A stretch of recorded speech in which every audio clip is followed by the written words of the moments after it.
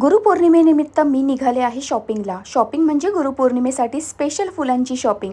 स्वामी समर्थ महाराज हेच आपले गुरु. मग आपल्या महाराजांना जर सुंदर फुलांनी सजवायचं आहे तर ह्या मार्केटमध्ये यायलाच पाहिजे. डोंबिवली स्टेशनला मधुबन टॉकीज समोर हे फुलांचं मार्केट आहे. स्वामी महाराजांना चाफ्याची फुलं खूप जास्त आवडतात आणि इकडे चाफ्याची फुलं खूप फ्रेश मिळतात, त्यामुळे मी इथे फुलं घ्यायला आले होते. पण मला चाफ्यांच्या फुलांची अशी सुंदर माळ बनवून हवी होती, जी त्यांनी मला बनवून दिली. बघा किती सुंदर दिसते. यासोबतच उद्या गुरुपौर्णिमा म्हणून माऊला शाळेत नेण्यासाठी मी हे गुलाबाचं फूल सुद्धा घेतलं आणि हार सुद्धा घेतला, कारण उद्या घरच्या घरी सत्यनारायणाची पूजा असणार आहे.